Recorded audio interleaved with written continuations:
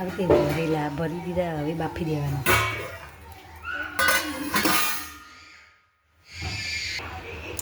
જો આ બાજુ આપણે ગ્રેવી કરી દઈએ. થોડું જીરું નાખ્યું.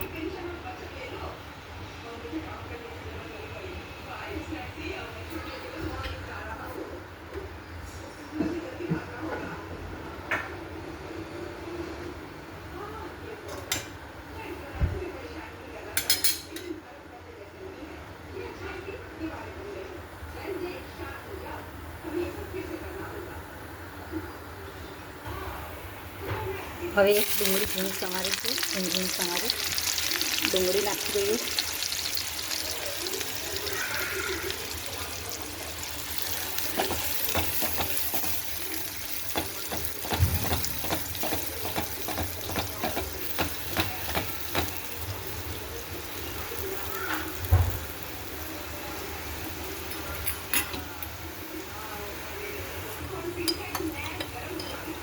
ડુંગળીના ભાગનું મીઠું નાખી દઈએ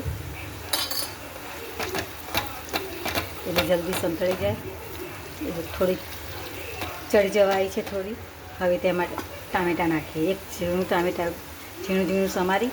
નાના હતા તો 2 લીધા, મોટા હોય તો 1 લેવાનું ટામેટું.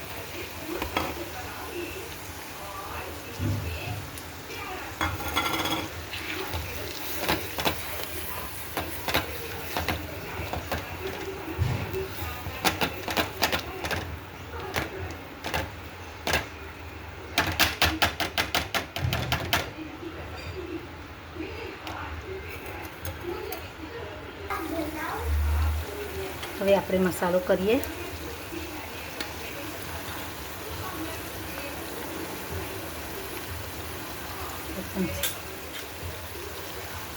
મરચું 1 ચમચી, અડધી ચમચી હળદર, 1 ચમચી ધાણા જીરું,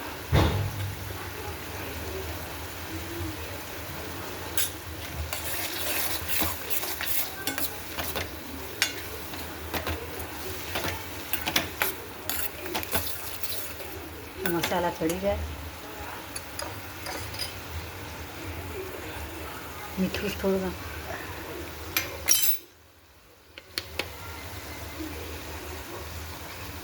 કાશ્મીરી મરચું નાખવાનું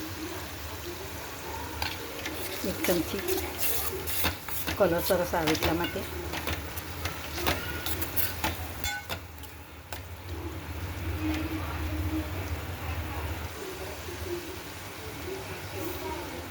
એક નાની વાટકી અંદર અમે શાક એટલે 1 ચમચી 1.5 ચમચી જેટલી થાય ખાંડ નાખવાની. કારેલાનું શાક છે એટલે કડવું તો થોડુંક લાગે, પણ ગ્રેવી હિસાબે થોડુંક લગી હરખું વ્યવસ્થિત થઈ જાય.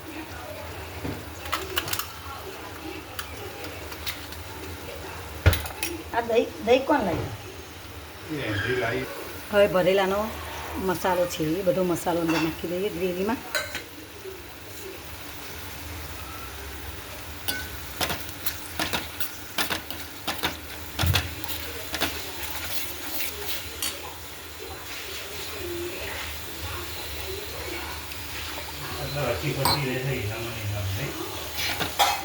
અડધી વાટકી, અડધો કપ મતલબ અડધો કપ પાણી નાખી.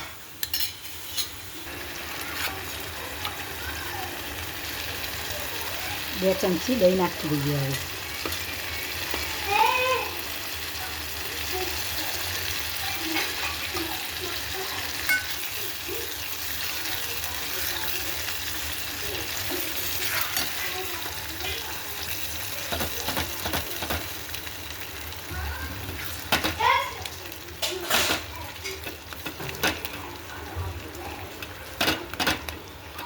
બધું હલાવી. હવે તૈયાર.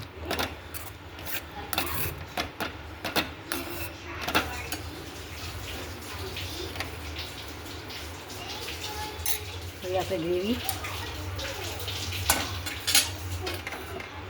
કારેલા આપણા ચડી ગયા છે એમાં નાખી દેવાની.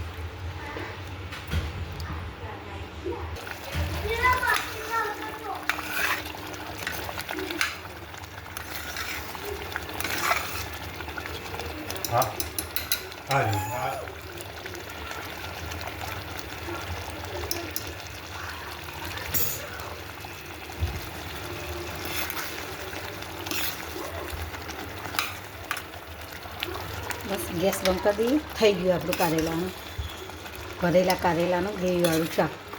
જો કેટલું મસ્ત છે. જો રસો બી જાડો છે, કારેલા બી સરસ ચડી ગયા છે ને. આવું શાક આ રીતે તમે બનાવજો તો શાક સરસ બનશે.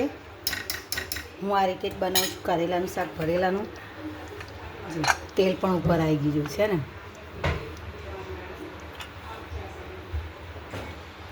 થોડી વાર સિજવા દઈએ. જો આપણું શાક તૈયાર સીજીને સરસ થઈ ગયું છે. તમે મારી ચેનલ ઉપર જોતા હોય તો મારી ચેનલને લાઈક સબસ્ક્રાઈબ કરજો મારી ચેનલને, અને લાઈક પણ કરજો. અને જે તમને જેવું લાગે તેવું કોમેન્ટમાં કરતા રહેજો, તો મને પણ હરખ થાય કે મારી ચેનલ કોક તો જોવે છે ને કોક કોમેન્ટ કરે છે. ગમે તે કોઈ જોવે તે કોમેન્ટ કરતા રહેજો. મારી એટલી વિનંતી છે મારી, પ્લીઝ મને ચેનલમાં સપોર્ટ કરતા રહેજો. થેન્ક યુ, આભાર.